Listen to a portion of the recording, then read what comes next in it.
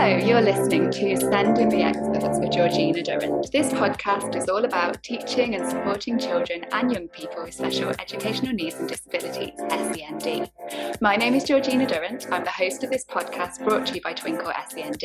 As a former teacher and SENCO myself, I wanted to create a platform to share some of the amazing things that my guests are doing to support learners of SEND. So whether you're listening on your commute, tuning in whilst walking your dog, or curled up on the sofa with a nice cup of coffee, thank you so much for joining us. In this episode, I'm really excited to chat to Nikki Saunders. Nikki, you might remember, was a guest right at the start of the podcast. She's author of the original Eddie series books.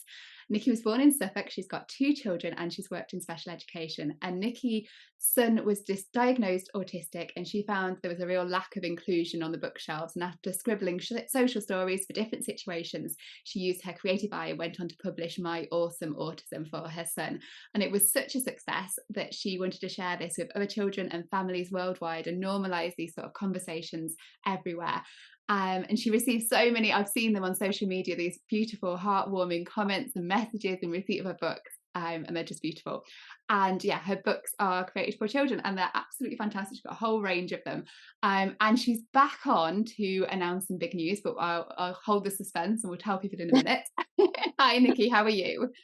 Hi, I'm very well, thank you. How are you? I'm good, thank you. So before you announce your big news, can you firstly, I've given a little overview about what your books are, but not all of our listeners will have listened to the whole back catalogue of episodes on the podcast, although I would invite them to do so. But can you tell us a little bit more about yourself, your books, because I've only mentioned one of them and I know there's a whole range of them, and why you wrote them, that sort of thing, please. Of course, you described me very well anyway. So I'm Nikki. I'm a mum to 2 lovely boys, Tyler and Toby, and author of the Eddie series books. Now, my son was diagnosed when he was 3. At the age of 9, he wanted to explore his diagnosis more, and in a visual way as well. So we searched the bookshops, and I was up against comments such as, we don't stock that sort of book. And at a later date, I know, I think someone said to me to search in the self-help section, and I was just really disappointed for my son and other people, having to hear that. Yeah. So I went home and wrote my own for him anyway. And then he loved it so much. It was amazing. He corrected my grammar and laughed at my sick men. He's got the best sense of humour. And yeah, I decided to publish it. And after that, parents asked me for one on siblings. So I had my friend Eddie, and my children went on a further journey. So I've got, goodness me, we did Welcome Back Eddie after lockdown. Yes, I remember that. And for my youngest, we did I'm Going to School, little transition workbook. In lockdown, we kept super busy with Eddie's Book of Idioms. Another book, learning about mistakes and how that's okay. We all make them, just, finding the humour in it in a visual way. And the series has just grew, and I've loved every minute of it, really. Oh, and were they all sort of based on like problems your son faced then? Were they like, you talk about the idioms, was it like he was struggling with idioms and not really getting them, so you thought, oh, let's make a book about it and help him? Yeah, and I think he was in year 5 at the time, and they were learning about idioms. So he would come home and tell me some, and we'd laugh, but there were some where he said, what does that mean? So I just created the book, and his ideas in there, so I feel like his voice is being heard, and we just had so much fun doing them. My little one, the youngest, he just found it hilarious. And I think activity in lockdown was just really lovely for all of us. So the series is very, very special to us. Yeah. And we've also got Eddie's Busy Christmas, which is great. But obviously that's quite a difficult one because you're trying to cover so much. Christmas overwhelm is massive, isn't it? So that's me and the series, and it's been amazing, absolutely amazing journey, which I didn't ever expect to set out to do. I think that's why it's so lovely, and I think that's why you come across so well, Nikki, as well, is because it's so humble. It's just like it literally sounds like you've just done these with your children, and it's just to come into a bigger thing than you expected, and it's just so lovely. It's really nice. And last time when you were on the podcast, people might remember I was sort of pushing you. I was being a bit cheeky because I knew a little bit, but I wasn't allowed to know very much. And I was trying to push you to find out what was the next stage with your books. But you can actually tell us now. So what is this exciting news? What's been going on since you last came on the podcast? Oh my goodness, it's so exciting. So you did push me, and I really wanted to say that you can't these things, it's just how it goes. So obviously, when I created my Awesome Autism, I created a character, and that character he looked like my son. We called him Eddie because that's my son's great grandfather. That's his name, sorry. And when he passed away a couple of days after my son was born, it's just a way of us keeping that lovely close connection. Eddie, our character, looks like Ty. He's got the beautiful blonde hair and his amazing dark eyes. He's even got his scooter. So that character, I thought it would just be amazing if he could be on the biggest visual aid. A screen is fantastic these days. We can use it so positively for learning. So yeah, I decided that it should be on TV one day, somewhere along the journey. And Eddie has his own TV show out this autumn, called Ready Eddie Go, and it's 26 7-minute episodes, and they are just incredible. I can't wait for everyone to see them. It's just so exciting, and it's even got the dog is called Scout, and our dog is called Scout. There's so much authenticity in this. It's just brilliant. Oh wow, so a TV series, it's absolutely fantastic. So exciting. So who's the programme for? Is it predominantly for autistic kids, or is it for everybody, so that everyone understands problems that autistic children might face, or problems that anybody could face? Who's it for? Exactly, it is for everyone. Mm-hmm. So obviously it's child-centred because that's the aim of our project completely, and that's the reality of it as well, authentically. So it's for autistic children and it's never for a child to follow like a social story or a primer to comply ever. It is purely for the child to have as many goes as they want and to fulfil their wishes as they grow. So it's very holistic in that sense. There's a narrator that helps Eddie through it because Eddie doesn't always understand some of the language. He needs it explained to him. And also he does have some difficulties now and again regulating his emotions, and we've normalised all of that, and it's okay to feel whatever you do. So we have a trusty narrator to help Eddie through it. Oh, that's wonderful. And so hopefully, sorry, you go. Sorry. And hopefully, it can help siblings and friends learn how we can help our friends who are autistic. Although I do believe that they're living in this life anyway.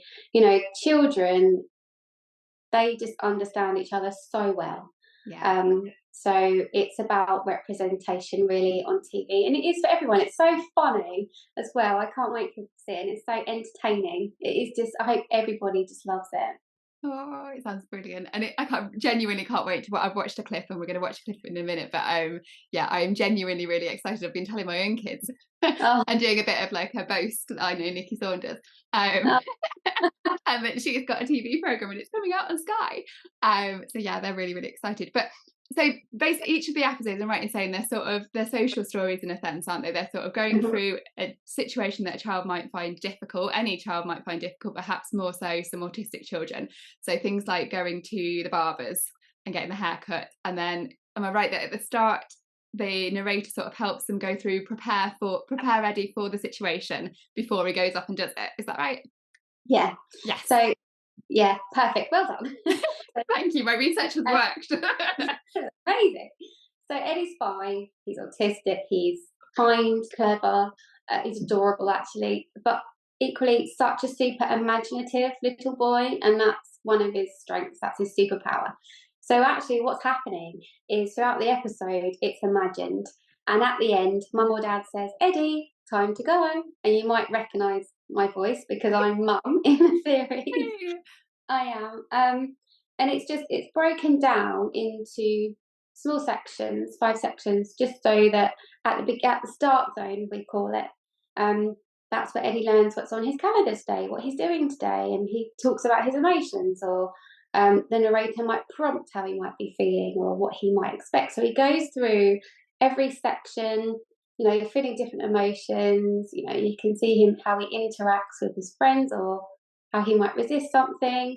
And Eddie is always understood. I feel like the narrator is meeting his needs. So that's what makes me really happy about this, because he's able to try this new experience, but he's also told that he doesn't have to go any further if he doesn't want to.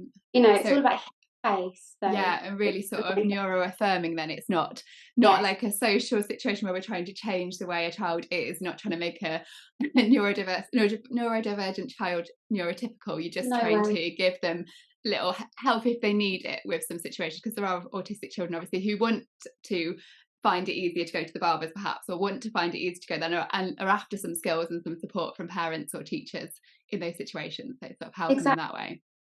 Yeah, and I think sometimes they want to know what to expect as well.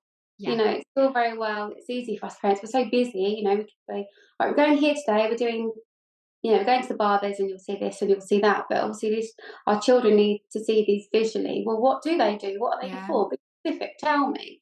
And if we can give them as much information as possible, we're opening up that opportunity for them to make that choice, really.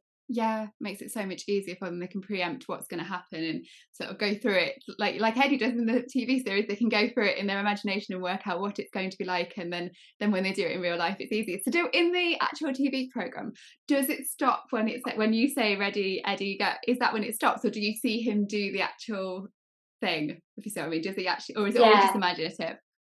So it's, the whole thing's imagined, and right at the end, Eddie's in the end zone with his scooter, and he's dancing on disco lights, which is something that my son used to do when he was a toddler. He used to love jumping on disco lights. It's such a fun activity. So, there's so many lovely touches in there. And then the parent calls him, his parents call him it, and then you see him kind of,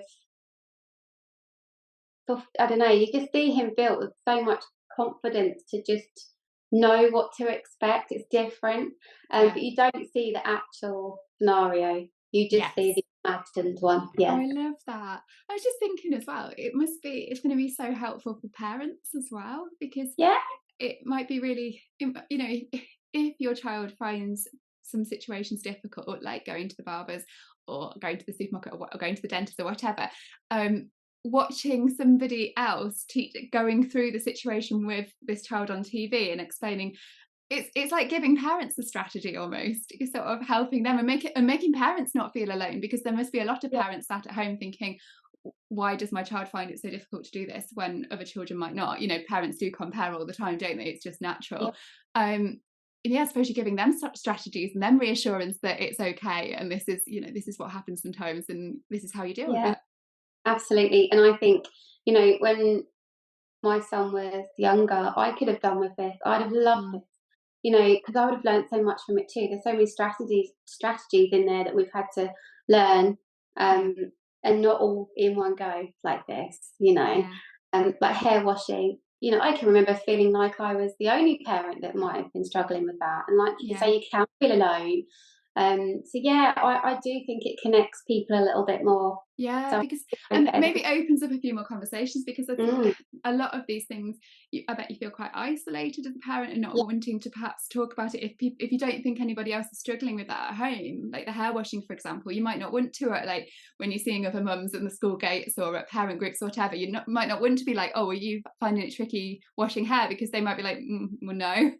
And then you'd feel the sort of shame, or even sort of to your partner or to grandparents, just to explain that it is quite normal for this to happen and for children to find these things difficult. And having it on TV is like, it just normalize it and opens up more conversations. Like you say, I think it's going to be brilliant. You're going to help so many people, genuinely, aren't you? Like so many kids and families. I really hope so. And even, just our paediatrician, he helped us with hair washing, and he said, count down from 5 or 10, just so that he knows when it's going to end. And the change that made, obviously you have to do it repetitively, the time was just amazing. And actually, when my son was little, he is very, very clever.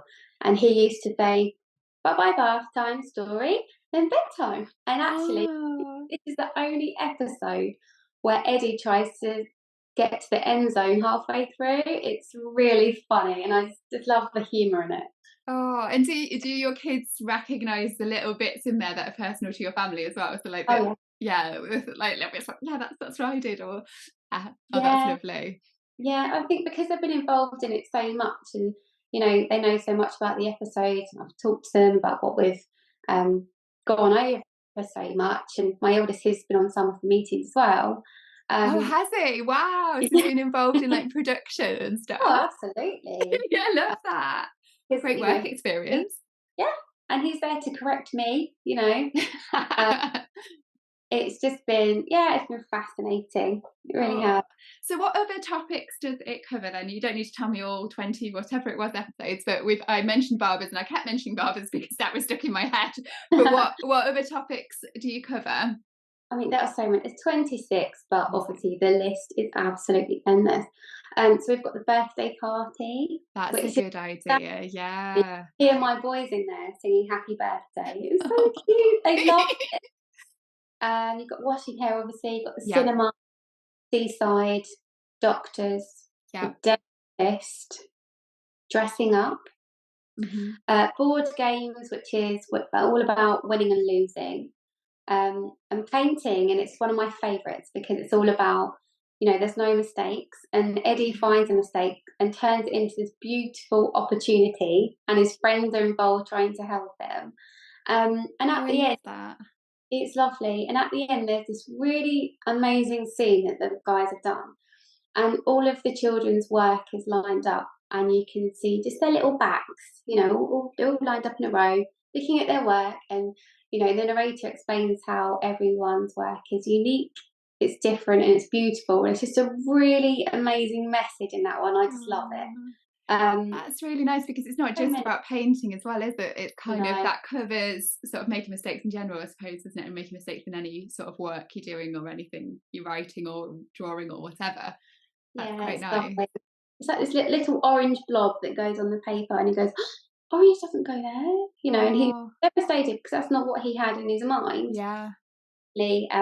His friend gives him an idea of what it could be, and then his other friend, Nina, gives him an idea of what it can be, and then he finds an idea and flips the paper and makes it into part of his interest, which is space. He absolutely loves space, and it's just it's amazing. I'm really, really pleased. That's such a lovely message as well, isn't it? Like that when curveballs are thrown in your path, sort of thing, you can talk to other people or think of your own ideas of how you're going to change the narrative, what's going to happen, and embrace it. That's lovely. Yeah, and I think the influence his friends have on him are really positive. Yeah, because their characters they're pretty empowering, actually. I mean, Nina's very she's quite assertive. She's brilliant, and his other friend Akil, he's such a smart, clever boy, and he's always there to help Eddie. So I just think they represent children in a lovely way. Yeah, which a lot of children, like you said at the start, really are. It's more grown-ups that need the help, isn't it? They're actually very good at stuff like that. Quite. Are the other characters based on anyone you know, or are they just generic children? Yeah, they're not based on anyone I know personally, but obviously they're real people, and I can definitely relate each one of them to someone I know. I think every child has a Nina friend and a kid. So it's really lovely. That's lovely for children to see, like, brilliant ways of supporting their friends as well. It's another like positive message for them to see that, isn't it? And like good role models for them, which is lovely to see on the screen. Exactly.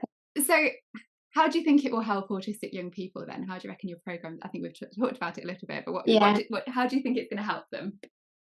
I honestly think, initially, I think they'll find it entertaining and fun. And I just love the fact that, wherever they watch this, they can watch it on repeat and at their own pace. There is no pressure in this, and you can feel it as soon as you watch it. And I think that there's as the episode is broken down into 5 sections, there is a visual card for each one. Oh, wow. So it really does help children even more visually understand what's happening in each section. But I think it will really help support them in new situations and hopefully environments too. Yeah, and that sounds brilliant. And I like the idea that it has the same sort of routine, if you like, for each Yeah, episode. I presume that's been done purposefully as well, given the it same has. structure each time, because not everybody, obviously, but lots of autistic children do, Yep. in my experience, thrive when there's structure and routine and repetition of that same structure. Yeah, it is that reliable structure, Yeah, and it's the same, like you say, it's consistent, and I think consistency makes children feel safe yeah, in it does. when they're navigating something new and unknown. It must feel so scary to them. So we wanted to give it as much structure and consistency as possible. Oh, I'm so excited. I hope people who are watching this and listening are feeling just as excited as me. So how did it all happen? Because like I know you said like you were just thinking you'd done the books and then you were like, oh, I think it should be on TV, but like a lot of people think they should be on TV and it doesn't happen. So how how did that go from Nikki thinking, oh, I think this would make a brilliant TV program, to actually physically being on TV? How did you do it? Well, I think initially that determination was ignited the moment that lady said to me, "We don't stock that sort of book." You know, that doesn't just stop in the bookshop. That goes everywhere, doesn't it? Through telly, everywhere. Um, and I think that's stayed with me. So I did lots of research, and I was very determined. And I reached out to a company, and actually they had the same values as I did, and their company is inclusive, which means the world to me and to them, you Mm-hmm. know, and they're able to, you know, if you speak to someone who's either worked in a SEND school or they have an autistic child in their family, you kind of just know, and Yeah. they did. So it was lovely to hear their stories. They understood mine, and they just loved Eddie. And Yeah. we decided to go for it. And before you know it, we were um, in front of broadcasters, Ah. which is crazy. I've never done anything like that in my life. But yeah, so we got a yes in the end, and we were just all so excited. And honestly, it's got the right people behind this. You've got autistic writers, neurodiverse staff. Eddie is voiced by an amazing, talented little boy called Grayson, who is autistic and ADHD. It's wonderful. I love So that. that's how it came around. Yeah. Oh, amazing. And it just goes to show your determination as well, Nikki. That's wonderful that it's like, yeah. I wonder if that lady who was in that bookshop who said that comment realizes what then happened afterwards. Probably not. She probably doesn't even remember Probably saying not. it. But can Yeah. you, yeah. And it wasn't by any fault at first. I could see that. It was just there's nothing out there in our environment to tell Yeah. you otherwise. And I never thought, I'll be the person to do that. It just pushed me even further. But yeah, it's a very, very exciting journey. So we're going to share a little clip. Sky Kids have let us do this, haven't they, Nikki? They Share a little clip of the TV program. Now, if you're listening on the podcast and not watching on YouTube, obviously you'll just be able to hear it because I can't produce magic. But I would suggest you going over to YouTube, to the YouTube channel. It's Sending the Experts on YouTube. If you have a look on there, you'll be able to watch this little clip as well. So before I play the clip, can you just give us a bit of context? It's only a very short clip. What is this episode about, and what's going to happen? Okay, so this is a short clip, and this is of Eddie trying new foods. Now, Eddie's trying broccoli here, and we have had to kind of make it so that he goes through all of the stages and he does actually try the food at the end.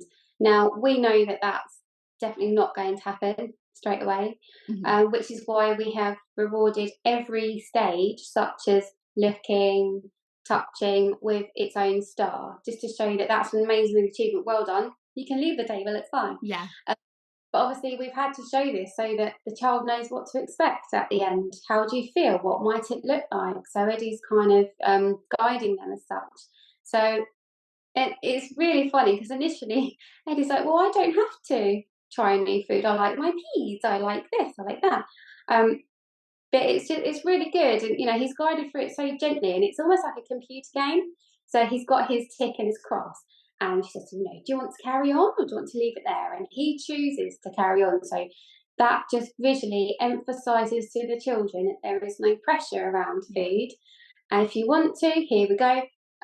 We can go to the next stage and show you what's there, or you can opt out, and that's fine. Well done for even saying yes initially, because what child gets down from the table and goes, yes, I loved that cabbage or broccoli? Hopefully they don't know.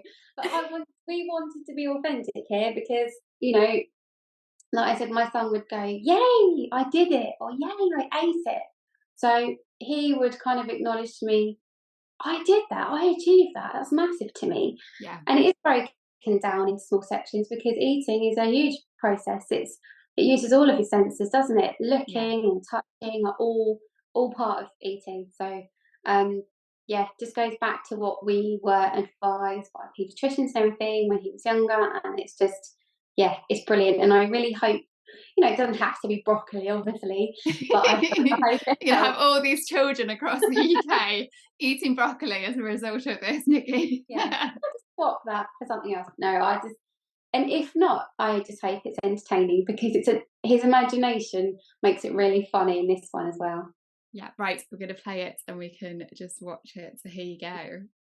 First, you'll take a good look at the broccoli. What colour is it? Green! That's my favourite colour. Look, my peas are green too. And I really like those. That's promising. What about shape? This bit's a rectangle, then it goes all fizzy-wizzy. Does it remind you of anything? A big tree. And how about size? Is it big, small, or in the middle? In the middle. He'd be shorter without the hair. I'm finished looking. Well done, Eddie. What an achievement. You can get down from the table if you like. Or you can explore the broccoli a bit more. What do you think? Let's keep going. Great. Oh, it's brilliant. The characters Eddie just looks so fantastic, doesn't he? He is lovely, and the animation is just so beautiful itself. It's very cool. It really is. I love how he goes, no, let's give it a try. Like when he gets the option at the end, like if you want to keep going, or do you want to keep going, or do you want to stop? And he's like, let's keep going. It's just it's how a kid would do it as well. It's not exactly. It feels very authentic. It feels very much like how children are, and like them being like, I'm going to brace it, or nah, I'm done. I love that. He's in the driving seat. He's in control. So yes, I think that's why he does so well. Yeah, and I think, again, another really useful one for parents or teachers who are supporting children who are struggling with eating different foods, perhaps, that, a useful one for them to watch and see that it is such a gradual process, that it's not something, like you say, you're not just suddenly going to be able to, not every time, go from not wanting to eat it to suddenly eating it, but these little stages need to be rewarded and need to be praised for they're having a go and having and if they don't want to, then they don't want to. I just think that's a lovely message. No pressure. Nice. It's lovely. And I think, you know, every new experience or new food a child tries, it helps to build new pathways in the brain, which helps them for when they're older. So you know, I just hope it's helpful. That's the main thing. And what would you say if there's like a parent who is watching that and thinking, well, even if I try that, I don't think my child will eat the food? Would you say, does it matter? Not at all. It really doesn't. I think if it's in their environment and they can tolerate it, even on a different table to start with, and then eventually tolerate it on their table, then that's amazing, and that is going to help them just navigate through different places as they get older. You know, it's not all about putting it in your mouth all of the time. It's a whole sensory experience. Yeah. No, brilliant. So what are your hopes then? I think we've spoken a little bit about your hopes in general for Ready Eddie Go. Is it going to become, are we going to Hollywood, Nikki? Well, what are your hopes for it? Honestly, my hopes for it are for children to feel they can relate to Eddie and to each other more. That their traits and characteristics are more common than what they might feel or think. That they feel valued, special and included, and other people, you know, this could this is an eye-opener for them, and actually it just brings so much understanding. So I think for me, I just want it to work so that children feel happy and supported. That's the only thing, that's the main thing I want for this. Yeah. So it's not about anything else, but for the children to feel happy, supported, understood and included. There you go. Oh, what a beautiful answer. That's so lovely. That just went in, basically you went into completely change society and make everybody inclusive. Every child feel which it should be. So I think that's, why not aim for that? That's absolutely brilliant. And what do your boys think about it? Do they love it, Nikki? Oh my goodness, they love it so much from day one, and from going to London to do some voiceovers and joining in, because obviously, Tyler can't be Eddie because as he's becoming a teenager, his voice is changing. He doesn't, of course. 5. However, he is included and he understands that, why and what bits he can and can't do. Him and his brother have had great fun. But I showed him a clip yesterday actually, and it was the very latest updated sparkly clip that I'd seen, and he was beaming from ear to ear, just so proud, so excited, and desperate for it to come out. Honestly, they are both so proud. And I think because my youngest, my I'm going to school book was mainly for him, he's super excited as well. So no, honestly, I wish I could video them and show everyone their faces when they watch this, but obviously my eldest is like, no mum, it's far too cool for this.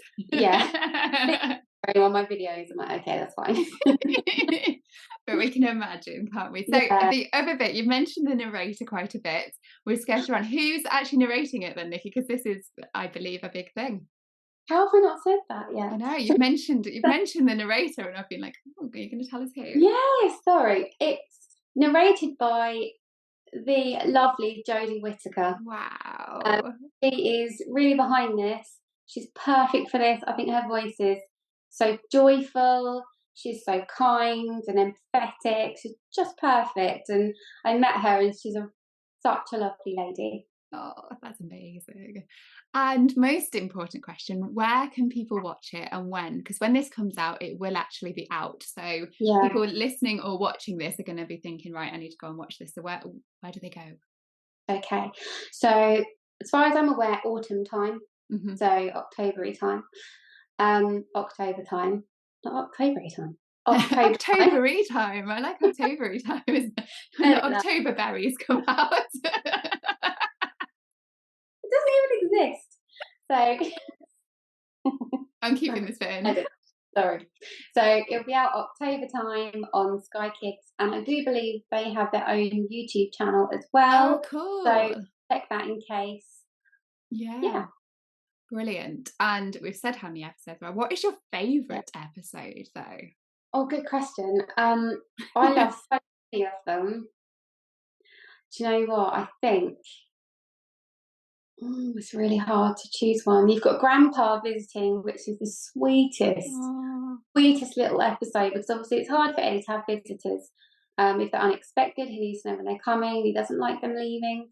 But I think possibly painting.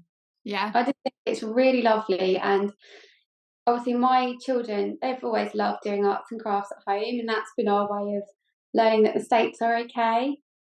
So I think that one's special to us. Yeah. So that's possibly why. But when you watch them, it's really hard to pick one because some are just so funny, and others are just really sweet. And they've all got lovely messages behind each one. So I'll be interested to hear people's feedback on which one they love most. Yes, absolutely. And talking more generally then, why is it so important to have TV programmes like this and books like yours with autistic characters in it? Because I feel they've been overlooked for a very long time. It doesn't TV and books haven't always reflected real life. Everyone should be included, and everyone deserves to be included. So I do think TV is slowly improving. It's not consistent at the moment, but Yeah, and equally, I do think autistic and neurodiverse people in the workplace and in employment have been overlooked as well. Yeah. And I have no idea why, because the skills and the opportunities they can bring you is incredible. So Yeah. I do think it starts behind the scenes as well. But yeah, it's so important. Everyone deserves to feel represented. Wonderful. And there's a lot of pressure to get that representation right, isn't there? A Yeah. huge amount of pressure. I imagine you're feeling it, and you don't need to be nervous because it's brilliant. But I imagine there would have been some nerves when you're creating it, that you've got to get it right for these children to make sure that you're representing them correctly. Was it something that worried you, and are you happy with how it turned out? I don't think it did really, because it's authentic. Yeah. Now, I think, of course, making any show or any book that you're creating, you desperately want to get it right for who it's for the children. That, we just want to get everything just so perfect for them that they can get the best from it, and learn and grow. So, yeah, I think because it's authentic and it's based on real people, and we have autistic writers and neurodiverse staff behind the scenes, that there's just so many people involved. It's a collaborative thing that you can't go wrong when it's based on real life things, really. I mean, we've had our life kind of unpicked every week in the making of this. It's just been incredible. So people do really care and they listen, and I think that's how we got here. Yeah, so, and it sounds like it's the people you've chosen and have chosen when you've done the partnership with the people who've created Eddie. It's getting that right, I suppose, set the foundations for it to be able to represent children who are autistic correctly in a way. If you hadn't got the correct team, then it might not have done, but brilliant. Exactly. Yeah. And people are really keen to hear recommendations of TV shows that represent children and young people with SEND in general. Is there any other TV programs or any other books that you think have done this well? Maybe not necessarily for autistic children, or it could be, but SEND in general. Yeah, I know there is A Kind of Spark, which is on, I think, the BBC, and she's 11, isn't she? She's autistic, and that's really interesting and also authentic. So the writer, I believe, is autistic. Yes, yeah. And have you ever seen Disney's short film called Loop? No, I need to watch this. If you can find it, it's amazing. It's only a short clip, and it's about two teenagers, I think, a girl and a boy, and they're on this lake in a canoe, and the little girl is non-speaking, and at first he doesn't quite understand her, but as they go on this journey, he just learns to communicate with her, and he listens with his eyes, basically, and he kind of looks at her and understands what she needs, and it is really good. Oh, so that's brilliant. I'm going to look that one up myself. Yeah. Brilliant. Well, and lastly, can you just give us some links on where to find you on? It always sounds dodgy when I say where to find you, but on social media and your books. And we've spoken about how to find Ready Eddie Go, but where can they find your books and like links, etc.? I'll put them in the show notes as well as any other relevant resources that we've got too. Sure. So I am at NR Saunders Books on all of my social media. And Ready to Go is at Ready to Go, and Instagram is Ready to Go TV. However, the website, which will be up by the time this is out, and it's incredible, actually, it's really good, with links to everything, that will be www.readytogo.com. Brilliant. Oh, that's nice and simple, and I love your consistency across social media. That's brilliant. Oh, yeah, exactly. Then you know where you're at, then, don't you? But everything's out there, and it'll be available when this is out, really. So I'm very excited. I just hope everybody just loves it. And I'm sure they will. And thank you so much for coming on here, Nikki. You've been an absolutely brilliant guest as always. And it's lovely to have people come back. It's nice to have had the podcast long enough that we've got returning guests, that life has changed and things have happened and they can come back and tell us stuff. Finally answer your questions now. It's been brilliant. Thank you so much for having me. Oh, you're very welcome. I love having Nikki on the podcast. Isn't it brilliant what she's achieved? Obviously go and check out her TV programme on Sky Kids. I've also put links to her first podcast episode with us for you to listen to if you've not already done so, and there's also links in the show notes below to some specific resources that were actually created with Nikki on the Twinkle website. So these include sensory and emotional awareness activities, explaining autism to friends, etc. There's loads of brilliant resources, so do go and have a look at them. And thanks again for listening to Send In the Experts with me, Georgina Durrant. See you next time.